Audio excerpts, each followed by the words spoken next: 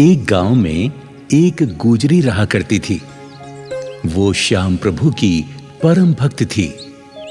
श्याम प्रभु की कृपा से उसका विवाह बलवीर नामक एक गुजर से हो गया। दोनों पति पत्नी खेती किसानी करके अपना जीवन यापन किया करते थे।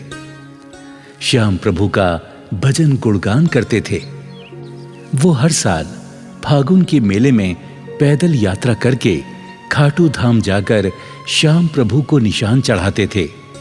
लड्डू, चूरमा और माखन मिश्री का भोग लगाकर वरदान मांगते थे। हे श्याम प्रभु, आप तो अंतर्यामी हैं, मेरे मन की बात जानते हैं। मैं निसंतान हूं। आप मेरे घर में एक फूल खिला दें। बड़ी कृपा होगी भगवान, बड़ी कृपा होगी। एक बार जब दोनों पति पत्नी खाटू धाम से अपने गांव वापस आए तो अचानक पति बीमार हो गया। गुजरी बेचारी बहुत गरीब थी। वो उसका ठीक से इलाज भी नहीं करा पा रही थी। वो श्याम प्रभु से अर्जी लगाती थी।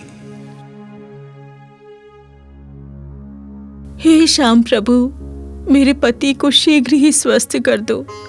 इनके सिवा मेरा इस गांव में कोई सहारा नहीं है। लेकिन गुजरी को क्या पता कि उसके पति की आयु विधाता ने इतनी ही लिखी है। चारपाई पर पड़ा हुआ वो अपनी पत्नी से बोला,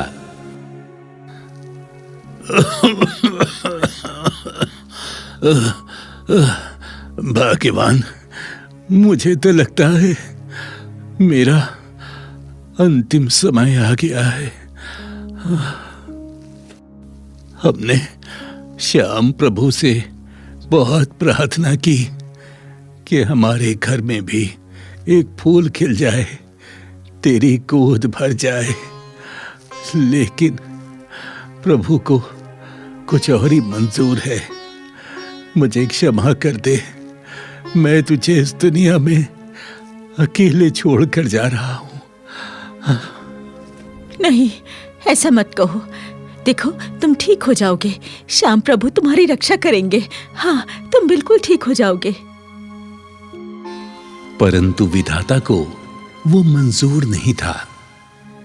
गुजर की मृत्यु हो जाती है। अब गुजरी अकेली रह जाती है। परंतु फागुन में श्याम प्रभु के दर्शन के लिए वो हर साल पैदल खाटू धाम जाती रही। एक बार जब वो खाटू धाम जा रही थी तो उसे बियाबान जंगल में एक नन्हा सा बालक रोता हुआ मिला।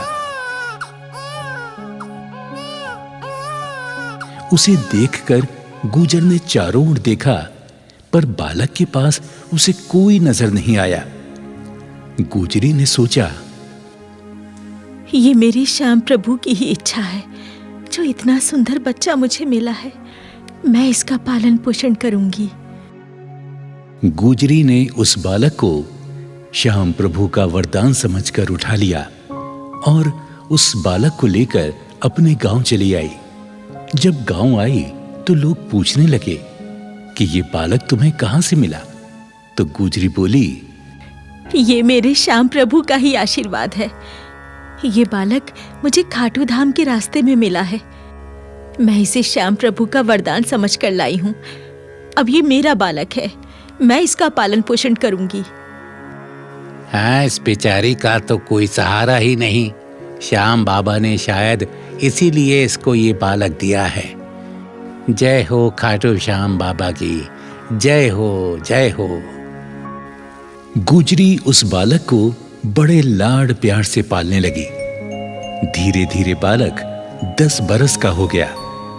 हर साल पहले की तरह गुजरी बालक को लेकर फागुन मेले में श्याम प्रभु के दर्शन करने जाती रही। एक समय गुजरी बहुत बीमार हो गई तो वो श्याम बाबा से हाथ जोड़कर प्रार्थना करने लगी, हे श्याम प्रभु, मैं हर साल तुम्हारे दर्शन को पैदल पैदल जाती थी, मगर आज मैं विवश हूं।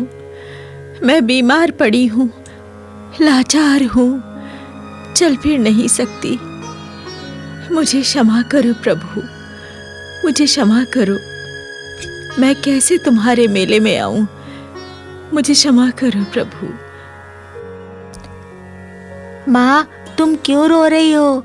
मैं बड़ा हो जाऊंगा तो तुम्हारा इलाज शहर के किसी बड़े डॉक्टर से करवाऊंगा। तुम रो मत माँ। बेटा, मैं अपनी बीमारी से नहीं डरती। मुझे मौत का कोई भय नहीं। मैं तो सिर्फ अपने श्याम प्रभु से बिछड़ने के कारण रो रही हूँ। तुम चिंता मत करो माँ, श्याम बाबा हमें जरूर फागुन मेले में बुलाएंगे। इस प्रकार मां की श्याम प्रभु के दर्शन की अभिलाषा को देखकर बेटा हमेशा सोचता, क्यों ना अपनी मां को अपनी पीठ पर बैठाकर खाटू धाम की यात्रा कराऊं, मां को फागुन मेले में ले जाऊं। जब बेटा 18 वर्ष का हो गया तो उसने निर्णय लिया कि वो अपनी मां को जरूर खाटू धाम ले जाएगा और अपनी मां से बोला, मां, तुम दुखी क्यों होती हो? जब तुम्हारा बेटा है तो तुम चिंता ना करो। मैं तुम्हें अपनी पीठ पर बैठाकर खाटू धाम लेकर जाऊंगा। चलो मां, तुम तैयार हो जाओ, हम लोग जल्दी ही चलेंगे। बेटा, खाटू धाम बहुत दूर है, तुम थक जाओगे। मां, दुनिया के बोझ से मां का बोझ उठाना ठीक है। तेरे आशीर्वाद से और श्याम बाबा की कृपा से मुझे कुछ नहीं होगा। मां, तुम इनकार ना करो, चलो ना, तैयारी करो, चलते हैं। बेटे के आग्रह पर मां तैयार हो जाती है। बेटे की पीठ पर मां बैठ जाती है।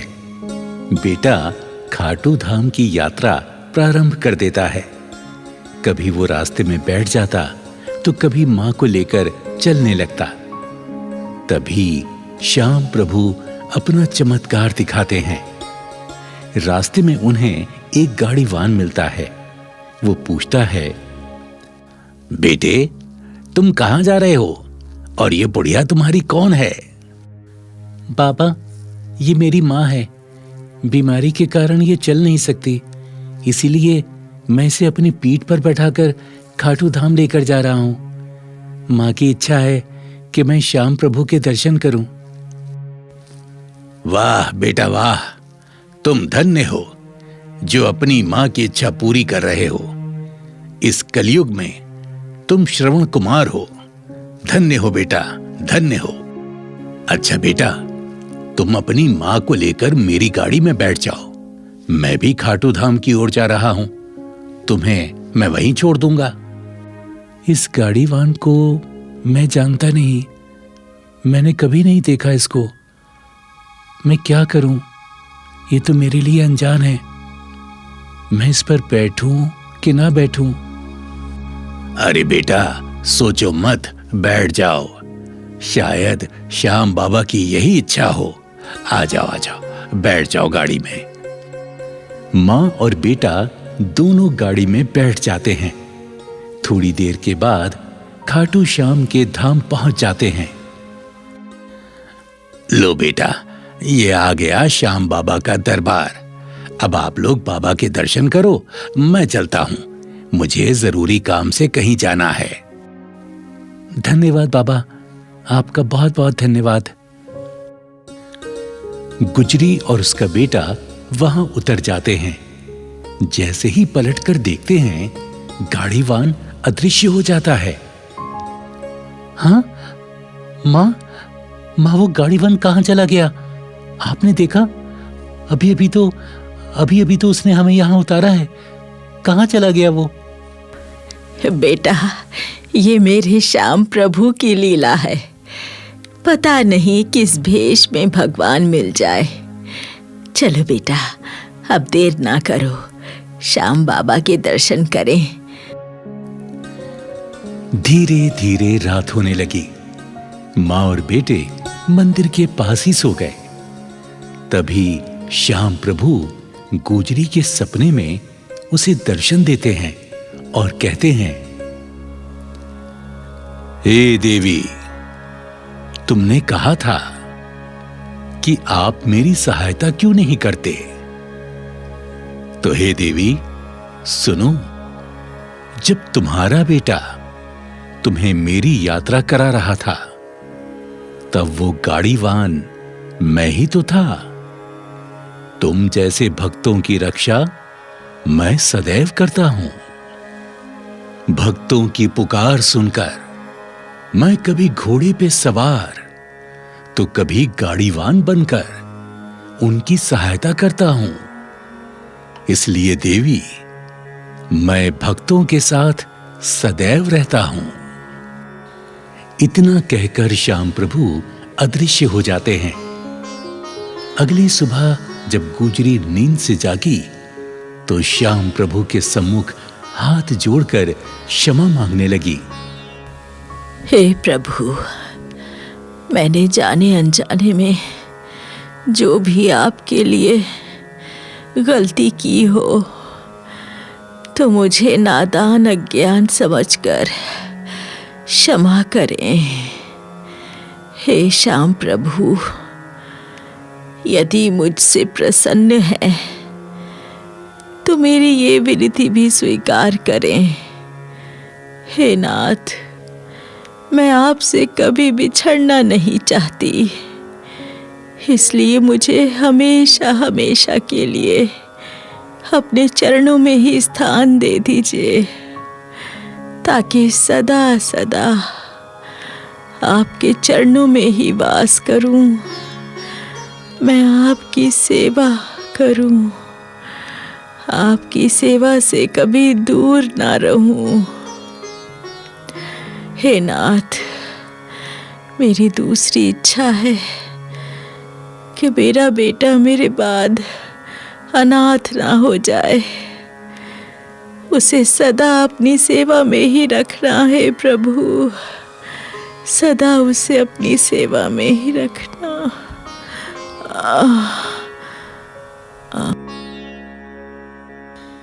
इस प्रकार गुजरी ने श्याम बाबा से अरदास की। गुजरी जैसे ही विनती करके मंदिर के आंगन में आई, उसे बड़ी जोर का चक्कर आया और वो वहीं गिर गई। मां को देखकर बेटा घबरा गया। अरे मां, मां, मां, मां, तुम्हें क्या हो गया? मां, मां आंखें खोलो, मां, मां आंखें खोलो, मां क्या हो गया तुम्हें? मां आंखें खोलो ना, मां आंखें खोलो, मां आंखें खोलो, मां क्या हो गया तुम्हें? मां। बेटे का विलाप सुनकर वहां कई लोग इकट्ठे हो गए। पुजारी ने हाथ पकड़कर नब्ज देखी तो वो सन्न रह गया। बोला, बेटा, अब तुम्हारी मां इस दुनिया में नहीं। शायद श्याम प्रभु की यही इच्छा थी। परंतु पुजारी जी, अब मैं क्या करूं? मैं तो असहाय हो गया हूं। मैं मां का अंतिम संस्कार कैसे करूंगा? बताइए, कैसे करूंगा मैं? बच्चा, तुम चिंता मत करो, हम चिता की तैयारी करते हैं। हाँ, हम सब मिलकर तुम्हारी माता का अंतिम संस्कार कराएंगे। नहीं, इस देवी को अग्नि नहीं दी जाएगी। ये श्याम बाबा की भक्तिन है, इसे समाधि में ही स्थान दिया जाएगा। वहां उपस्थित सभी लोगों ने उसकी बात मान ली और खाटू धाम से कुछ ही दूरी पर उसकी माता की समाधि स्थल बना दिया गया। वो गुजरी सदा सदा के लिए अमर हो गई। वो आज भी श्याम बाबा की सेवा में लीन है। बाबा, बाबा, मेरा अब कोई नहीं। आप तो हारे के सहारे हैं बाबा। मुझे भी सहारा दो, ताकि आपके धाम पर ही रहकर मैं सदा आपकी सेवा करता रहूं, सदा आपकी सेवा करता रहूं बाबा। और इस प्रकार वो बालक जो अपनी मां से बिछड़ गया था, वो श्याम प्रभु के वरदान से उस गुजरी को प्राप्त हुआ और खाटू श्याम का परम भक्त और श्याम बाबा का पुजारी बना। इससे यही प्रेरणा मिलती है कि श्याम प्रभु हारे के सहारे हैं। वो अपने भक्तों का हमेशा ध्यान रखते हैं। जय श्री खाटू श्याम की, जय हारे के सहारे की।